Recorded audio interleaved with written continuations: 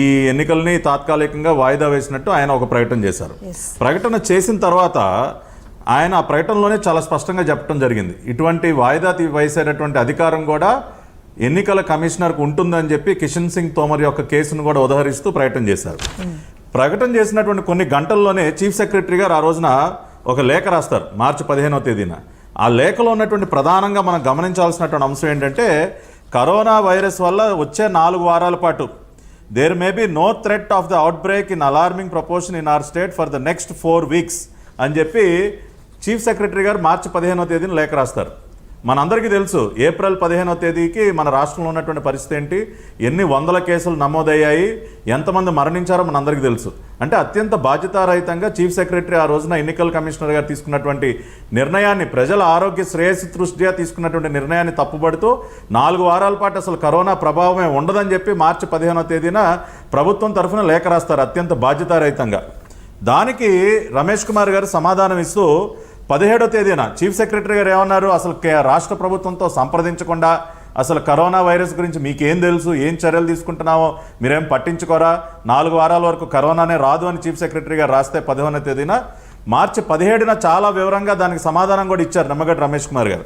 దానిలో మనం గమనించాల్సింది ఏంటంటే, మనం మొత్తం లేఖలోకి వెళ్లకుండా ఆయన ఒక మాట అన్నారు, నేను I have been regularly in touch with your principal secretary health and family welfare, but the department was busy and could not share any information or send any functionary with any data regarding coronavirus. అంటే నేను మీ principal secretary గారితో నిత్యం సంప్రదింపులు జరుపుతున్నా, corona virus నివారణకి సంబంధించినటువంటి ఏం చర్యలు చేపడుతున్నారో నాకు ఎటువంటి సమాచారం ఇవ్వలేదు అని చెప్పి 17వ తేదీన నిమ్మగడ్డ రమేష్ గారు లేఖలో ప్రస్తావిస్తూనే చీఫ్ సెక్రటరీ గారు కూడా గురించి కూడా ఒక మాట అన్నారు, I have specifically mention to you to expressly get in touch with secretary minister of health government of India. అంటే మిమ్మల్ని కూడా, చీఫ్ సెక్రటరీగా మిమ్మల్ని కూడా నేను కేంద్ర ప్రభుత్వంతో సంప్రదింపులు జరపమంటే ఆ పని కూడా మీరు చేయలేదని చెప్పారు. అంటే రాష్ట్ర ప్రభుత్వం అత్యంత బాధ్యతారహితంగా ఎలక్షన్ కమిషనర్ గారికి కరోనా వైరస్ నివారణకు సంబంధించినటువంటి ఎటువంటి సమాచారం ఇవ్వకపోవటం వల్ల, ఒక పక్కన హెల్త్ ఎమర్జెన్సీ డిక్లేర్ చేయటం వల్ల, అదేవిధంగా ఎపిడమిక్ యాక్ట్ను కూడా అప్పటికే కేంద్ర ప్రభుత్వం అమల్లోకి తీసుకొచ్చిందండి. అంటే పబ్లిక్ గ్యాదరింగ్స్ ఉండకూడదని నిషేధాజ్ఞలు విధించింది. డిజాస్టర్ మేనేజ్మెంట్ యాక్ట్ అమల్లో ఉంది, ఎపిడమిక్ యాక్ట్ అమల్లో ఉంది. ఇవాళ కరోనా వైరస్ వల్ల ప్రపంచవ్యాప్తంగా అనేక దేశాలు ఇబ్బందులు పడుతున్నాయి కాబట్టి ఇవన్నీ ప్రస్తావిస్తూ మార్చి 17న నిమ్మగడ్డ రమేష్ కుమార్ గారు రిప్లై కూడా ఇచ్చారు. రిప్లై ఇచ్చిన దగ్గర నుంచి ఆయన పైన పెద్ద ఎత్తున దాడి, కులం పేరుతో దూషించడం, ఆయన మీద మీ మీద దాడి చేస్తాం, భౌతికంగా దాడులు చేస్తాం అని చెప్పి ఆఖరికి స్పీకర్ దగ్గర నుంచి మంత్రుల దగ్గర నుంచి అత్యంత నీచంగా నిమ్మగడ్డ రమేష్ కుమార్ పైన దాడి చేయడం ప్రారంభించారు. ఈ దాడి గమనించిన తర్వాత మార్చి 18న ఆయన కేంద్ర హోంశాఖ కార్యదర్శి గారికి లేఖ రాశారు, నా ప్రాణానికి ముప్పు ఉంది, మార్చి 18న లేకండి హోమ్ సెక్రటరీకి, నా ప్రాణానికి ముప్పు ఉంది, ఈ విధంగా నా పైన దాడి చేస్తూ ఉన్నారు రాష్ట్రంలో, నాకు ప్రొటెక్షన్ కల్పించండి, నా ఫ్యామిలీకి ప్రొటెక్షన్ కల్పించండి.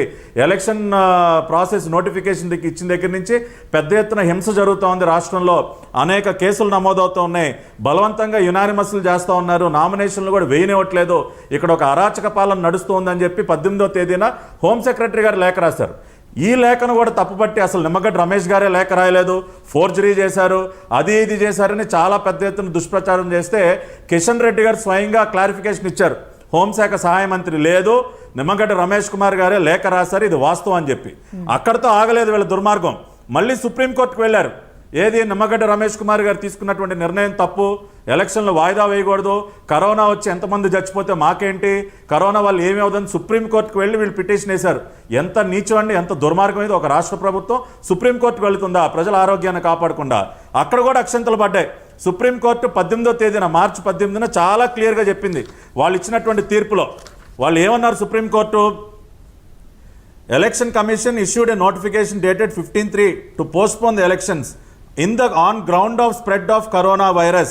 We do not see any reason why this court should interfere with the decision of the election commission due to the possible outbreak of corona అని సుప్రీంకోర్టు కూడా సమర్థించింది ఎలక్షన్ కమిషనర్ గారు తీసుకున్నటువంటి నిర్ణయాన్ని.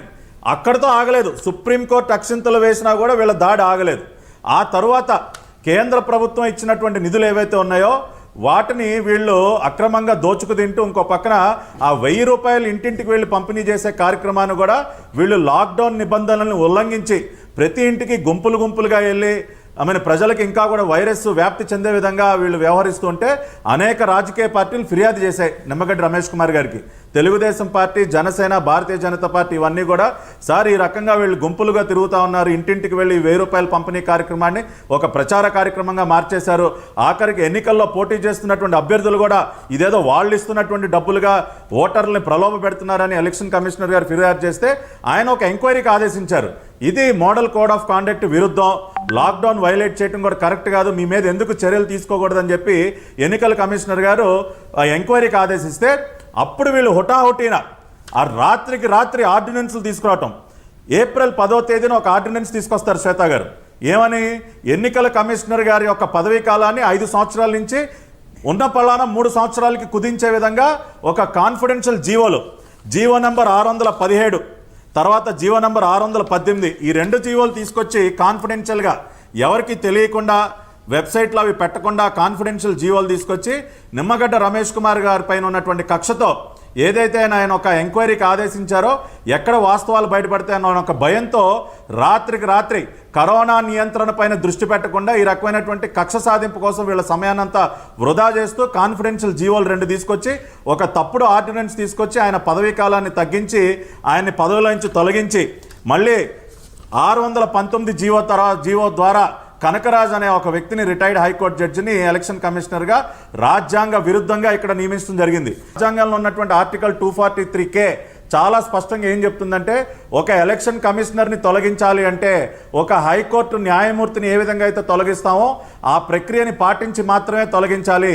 అంటే ఒక హైకోర్టు న్యాయమూర్తిని తొలగించాలంటే పార్లమెంట్లో అంటే దేశ అత్యున్నతమైనటువంటి లెజిస్లేటివ్ బాడీ అయినటువంటి పార్లమెంట్లో అక్కడ రిజల్యూషన్ 2/3 అంటే 2/3 మెజారిటీతో అక్కడ పాస్ అయిన తర్వాత రాష్ట్రపతి గారు దాన్ని ఆమోదించిన తర్వాత మాత్రమే ఒక హైకోర్టు జడ్జిని తొలగించగలం. అంటే ఇవాళ ఒక రాష్ట్ర ఎన్నికల కమిషనర్ని తొలగించే అధికారం కేవలం ఒక భారత రాష్ట్రపతికి ఉంటుంది మన రాజ్యాంగంలోనే 243K ద్వారా. అటువంటి రాజ్యాంగంలో ఉన్నటువంటి ఆర్టికల్కి విరుద్ధంగా ఈ రకంగా వ్యవహరించారు కాబట్టి నిమ్మగడ్డ రమేష్ కుమార్ గారు ఇమ్మీడియట్గా ఒక పిటిషన్ దాఖలు చేశారు. ఏప్రిల్ 11వ తేదీన హైకోర్టులో ఆయన ఒక పిటిషన్ని మొదటిసారిగా దాఖలు చేస్తూ ఆయన చాలా విషయాలు ప్రస్తావించారు. వీళ్ళు ఏం చెప్తూ ఉన్నారు? ఈ ఎలక్షన్ కమిషనర్ యొక్క పదవీ కాలాన్ని తగ్గించడానికి కారణం ఏం చెప్తుంది రాష్ట్ర ప్రభుత్వం? ఎన్నికల సంస్కరణలో భాగంగా వాళ్ళు ఎలక్షన్ కమిషనర్ యొక్క పదవీ కాలాన్ని తగ్గించేశారంట. ఫిబ్రవరిలోనే ఒక ఆర్డినెన్స్ తీసుకొచ్చి ఎన్నికల సంస్కరణలకి వీళ్ళు శ్రీకారం చుట్టారంట. అసలు ఇది ఎంత హాస్యాస్పదం అంటే, ఎన్నికల సంస్కరణలు అంటే ఏంటంటే ఎన్నికల కమిషనర్ పదవీ కాలాన్ని తగ్గించడమా? అయినా ఒక పక్కన కరోనాతో రాష్ట్రం అంతా విలవల్లాడుతూ ఉంటే వీళ్ళకి ఎన్నికల సంస్కరణలు గుర్తొచ్చాయి, ఎన్నికల కమిషనర్ గారిని తొలగింపు గుర్తొచ్చింది. ఆయన అదే విషయాన్ని ప్రస్తావించి ఆయన చాలా క్లియర్గా 11వ తేదీన ఆయన ఫైల్ చేసినటువంటి పిటిషన్లో ఒక మాట అన్నారండి. ఏప్రిల్ 11న నిమ్మగడ్డ రమేష్ కుమార్ గారు వీళ్ళు చేస్తున్నటువంటి ఎన్నికల సంస్కరణలన్నీ కూడా బోగస్సు, వీళ్ళు ఫిబ్రవరిలో తీసుకొచ్చినటువంటి ఒక ఆర్డినెన్స్ కూడా ఎక్కడా కూడా అసెంబ్లీలో చర్చకు పెట్టకుండా మిగతా రాజకీయ పక్షాలతో చర్చించకుండా ఎన్నికల షెడ్యూల్ యొక్క నోటిఫికేషన్ యొక్క కాలం ఏదైతే ఉంటుందో టైం షెడ్యూల్ ఏదైతే ఉంటుందో దాన్ని అన్యాయంగా 1 వారం రోజులు కుదించారు. అంటే ఎలక్షన్ కమిషన్ నోటిఫికేషన్ ఇచ్చిన తేదీ నుంచి నామినేషన్లు స్క్రూటినీ అయ్యే వరకు గతంలో ఉన్నటువంటి ఆ కాలాన్ని తగ్గించి 1 వారం రోజులకి కుదించడం అనేది చాలా అన్యాయం. దీనిని ఎన్నికల సంస్కరణ అని ఏ విధంగా అంటారని చెప్పి ఆయన ప్రశ్నించారు చాలా గట్టిగా ఆయన ఫైల్ చేసినటువంటి అఫిడవిట్లో. ఈ విధంగా వీళ్ళు చేసినటువంటి ఆర్డినెన్స్ వ్యతిరేకంగా పిటిషన్ ఫైల్ చేస్తే వీళ్ళు ఒక కౌంటర్ అఫిడవిట్ దాఖలు చేస్తారండి. గోపాలకృష్ణ ద్వివేది గారు ప్రభుత్వం తరఫున ఏప్రిల్ 17వ తేదీన ఒక కౌంటర్ అఫిడవిట్ దాఖలు చేస్తారు. దానిలో ఎన్ని హాస్యాస్పదంగా ఉందంటే వీళ్ళ ఆర్గ్యుమెంటు ఎంత హాస్యాస్పదంగా ఉందంటే నేను ఒక ఎగ్జాంపుల్ చెప్తా. 243Kలో అంటండి వీళ్ళు ఏదైతే పదవీ కాలాన్ని తగ్గించిన విషయం కదా మనం కోర్టులో ఫైట్ చేస్తున్నది, దానికి ఆయన సమాధానం చెప్తాడు గోపాలకృష్ణ ద్వివేది. 243Kలో సర్వీస్ని తగ్గించొద్దు అన్నారు కానీ పదవీ కాలాన్ని తగ్గించొద్దు అనలేదు, అందుకనే మేము చేసింది కరెక్ట్ అని చెప్తాడు. అసలు ఈ మనిషికి బుర్రందా? సర్వీస్ నిబంధనలు ఎవరికైనా ఒక వ్యక్తికి మన అపాయింట్మెంట్ లెటర్ ఇచ్చామనుకోండి, దానిలో ఆయన సర్వీస్ మెన్షన్ చేయవా? ఏది మీకు 60 సంవత్సరాల వయసు వచ్చే వరకు మీకు ఉద్యోగం ఉంటుందనో లేకపోతే 65 సంవత్సరాల వయసు వచ్చే వరకు ఉద్యోగం ఉంటుందనో ఎవరికి అపాయింట్మెంట్ లెటర్ ఇచ్చినా దానిలో ఆయన పదవీ కాలాన్ని కూడా మెన్షన్ చేస్తాం. అటువంటిది సర్వీస్ నిబంధనలో అసలు పదవీ కాలానికి సంబంధించిన అంశమే ఉండదంట, రాజ్యాంగం కూడా అలా చెప్పలేదంట. అందుకని వీళ్ళు టెన్యూర్ని పదవీ కాలాన్ని ఎట్టబడితే అటు మార్చేసుకోవచ్చంట. ఇది ప్రజలందరూ అర్థం చేసుకోండి. ఈ దుర్మార్గపు ప్రభుత్వం కోర్టులో వినిపిస్తున్నటువంటి వాదనలో ఎంత హాస్యాస్పదంగా ఉన్నా ఈ పాయింట్ బట్టి మనం అర్థం చేసుకోవచ్చు. ఇంకొక విషయం ఏం చెప్తాడంటే, ఈయన గారంటండి రాష్ట్ర ప్రభుత్వాన్ని ఎక్కడా కూడా కనీసం కూడా సంప్రదించకుండా, కరోనా గురించి తెలుసుకోకుండా ఈయన ఎన్నికలను వాయిదా వేస్తాడంట. మరి సంప్రదించకుండా కనుక ఆ నిర్ణయం తీసుకుంటే నిమ్మగడ్డ రమేష్ గారు ఆయన రాసిన లేఖలో చాలా స్పష్టంగా చెప్పారు, మీ ఆరోగ్య శాఖ కార్యదర్శిని నేను పదే అడిగినా మీరు సమాచారం ఇవ్వలేదని చెప్పి. దానికేం సమాధానం చెప్తారు? ఆయన మార్చి 17వ తేదీన రాసినటువంటి లేఖలో చాలా స్పష్టంగా అడిగారు కదా, మీ ప్రిన్సిపల్ సెక్రటరీ ఇన్ఫర్మేషన్ ఇవ్వలేదు, మీ చీఫ్ సెక్రటరీ స్పందించలేదు, కరోనాకు సంబంధించి ఎటువంటి చర్యలు తీసుకుంటున్నారో కూడా చెప్పలేదని. అసలు ఆయన అంటూ ఎందుకండి, మీ ముఖ్యమంత్రి చెప్తా ఉన్నాడు కదా, ఒక పక్కన కరోనా ఏమీ చేయదు, పారాసిటమాల్ వేసుకుంటే తగ్గిపోతుంది, బ్లీచింగ్ పౌడర్తో తగ్గిపోతుందని ఎంత బాధ్యతారహితంగా మాట్లాడాడు ముఖ్యమంత్రి. ఇవన్నీ మాట్లాడిన తర్వాత మళ్ళీ నిమ్మగడ్డ రమేష్ కుమార్ పైన ఏ రకంగా ఏలెత్తి చూపిస్తారు? ఆయన ఇవాళ ఆ నిర్ణయం తీసుకుని వేల మంది ప్రాణాలని కాపాడాడు ఆయన. ఇంకొక మాట ఏం చెప్తారండి, అసలు రాష్ట్రంలో హింస ఏమీ జరగలేదంట, కేవలం ఏదో 43 సంఘటనలు, చెదురుమదురు సంఘటనలు అంటే శ్వేత గారు, అసలు ఎక్కడా హింసే జరగలేదంట. మరి మాచర్లలో జరిగిన సంఘటన ఏమంటారండి? బహిరంగంగా మా పార్టీ నాయకులు బుద్ధా వెంకన్న గారిని, బోండవమ్మ గారి పైన హత్యాయత్నం జరిగితే అది మీకు హింసగా కనపడలేదా? మహిళలపైన అత్యంత నీచంగా దాడులు చేసి వాళ్ళను నామినేషన్ లేకుండా అడ్డుకుంటే అది హింసగా కనపడలేదా? ఒక మైనారిటీ మహిళ బుర్కా వేసుకుని వెళితే ఆ బుర్కాను కూడా తొలగించి ఆమె పైన దాడి చేయటం హింసగా కనపడలేదా? వృద్ధులను కూడా చూడకుండా వారిపైన దాడులు చేస్తే మీకు హింసగా కనపడలేదు. అసలు ఆ హింసే జరగలేదని చెప్పి ఈయన గారు కోర్టుకి సబ్మిట్ చేస్తాడు, ఈయన ఫైల్ చేసినటువంటి అఫిడవిట్లో. కాబట్టి ఈ విధంగా అత్యంత లోపభూయిష్టంగా అనేక అంశాలతో వీళ్ళు కోర్టుకి కౌంటర్ అఫిడవిట్ దాఖలు చేస్తే నిమ్మగడ్డ రమేష్ కుమార్ గారు 25వ తేదీన మళ్ళీ ఇంకొక అఫిడవిట్ దాఖలు చేశారు. దానిలో ఆయన ఇంకా అనేక రకాలైనటువంటి ఆసక్తికర విషయాలు చెప్పారు. ఈ గోపాలకృష్ణ ద్వివేది, ఈ బుర్ర తక్కువ సెక్రటరీ అసలు హింసే జరగలేదు అన్నాడు కదా, దానికి ఆయన చాలా చక్కగా సమాధానం చెప్పారు. ఆయన 2014లో జరిగినటువంటి పంచాయతీ ఈ స్థానిక సంస్థల ఎన్నికలతో పోల్చుతూ ఒక టేబుల్ కూడా పెట్టారండి ఆయన అఫిడవిట్లో. అంటే ఒక పట్టిక ద్వారా ఆయన తెలియజేశారు కోర్టుకి ఏమని, 2014లో ఎంపీటీసీ మెంబర్స్ సంబంధించి ఏకగ్రీవాలు కేవలం 2% మాత్రమే జరిగాయి. 16,589 ఎంపీటీసీలకు గాను 346 కేవలం 2% ఏకగ్రీవాలు జరిగితే 2020 ఎలక్షన్స్లో 24% ఏకగ్రీవాలు జరిగాయి, బలవంతంగా దాడులు చేశాయని ఎలక్షన్ కమిషనర్ గారు డేటా పెట్టారు కోర్టు ముందు. 2% ఎక్కడ, 24% ఎక్కడ? అదేవిధంగా జడ్పీటీసీలకు సంబంధించి 2014లో 0.09% మాత్రమే ఏకగ్రీవాలు జరిగితే 2020లో 19% ఏకగ్రీవాలు జరిగాయని సమాచారాన్ని కోర్టుకు సమర్పించారు. అంటే వీళ్ళు దాడులు చేసినట్టు కాదా? బలవంతంగా నామినేషన్లు వేయకుండా ఏకగ్రీవాలు చేసుకున్నట్టు కాదా? దీనికి ఏం సమాధానం చెప్తుంది ప్రభుత్వం? అదేవిధంగా కోర్టుకి కడప జిల్లా ఒక ఉదాహరణ కూడా ఇచ్చారండి నిమ్మగడ్డ రమేష్ కుమార్ గారు. కడప జిల్లాలో దాదాపు ఎంపీటీసీ మెంబర్స్ సంబంధించి 79% ఏకగ్రీవాలు. ముఖ్యమంత్రి గారి సొంత జిల్లా కదండి, హింసకి కేర్ ఆఫ్ అడ్రస్ కడప జిల్లాలో 79% ఏకగ్రీవాలు ఎంపీటీసీ, జడ్పీటీసీ 76% ఏకగ్రీవాలు. ఈ రకంగా వీటిని చూసే అర్థం చేసుకోవచ్చు ఎంత హింస జరిగిందో అని చెప్పి కోర్టుకి చాలా స్పష్టంగా నిమ్మగడ్డ రమేష్ కుమార్ గారు తెలియజేయడం జరిగింది. అదేవిధంగా ఆయన ఇంకొక మాట కూడా అన్నారండి, వీళ్ళు పదే తెలుగుదేశం పార్టీ చంద్రబాబు నాయుడు గారు ఏజెంటీనా, చంద్రబాబు నాయుడు గారు ఏం చెప్తే అది చేస్తారని పదే ఆరోపణలు చేస్తూ ఉన్నారు కదా. దానికి కూడా ఆయన చాలా స్పష్టంగా ఏం చెప్పారంటే, చంద్రబాబు నాయుడు గారు నా నియామకం కోసం సిఫార్సుకు వెళ్ళినప్పుడు ఆయన వ్యతిరేకించారు. నిమ్మగడ్డ రమేష్ కుమార్ గారు అనే వ్యక్తిని చంద్రబాబు నాయుడు గారు సిఫార్సు చేయలేదు, ఆయన నా నియామకాన్ని వ్యతిరేకించారు. కానీ ఆ రోజున గవర్నర్ గారు తీసుకున్నటువంటి నిర్ణయం వల్ల నేను ఎలక్షన్ కమిషనర్గా నియమింపబడ్డాను. దాన్ని బట్టి మీరు చంద్రబాబు నాయుడు గారికి నాకు ఎటువంటి సంబంధం లేదు అని చెప్పి అర్థం చేసుకోవచ్చని చాలా స్పష్టంగా ఆయన అఫిడవిట్లో మెన్షన్ చేయడం జరిగింది. ఈ విధంగా ఇన్ని జరుగుతుంటే కొత్తగా వచ్చినటువంటి ఎలక్షన్ కమిషనర్ కనకరాజు గారు ఆయన ఒక అఫిడవిట్ ఫైల్ చేశారండి నిన్న 27వ తేదీన కోర్టుకి. అది ఇంకా ఎంత నవ్వొస్తుందంటే, ఆయన ఏదో నిమ్మగడ్డ రమేష్ గారు అడిగినటువంటి ప్రశ్నలకి, ప్రజలు అడుగుతున్నటువంటి ప్రశ్నలకి ఏమైనా సమాధానం చెప్తాడు అనుకుంటే ఆయన ఏమని చెప్పాడు, ఒక టేబుల్ గీసాడు ఆయన కూడా. ఏం టేబుల్ అని చూసా నేను. దానిలో కామినేని శ్రీనివాస్ గారు ఒక రిట్ పిటిషన్ దాఖలు చేశారు. వర్లరామయ్య గారు లాగా కామినేని శ్రీనివాస్ గారు కూడా ఒక రిట్ పిటిషన్ దాఖలు చేశారు.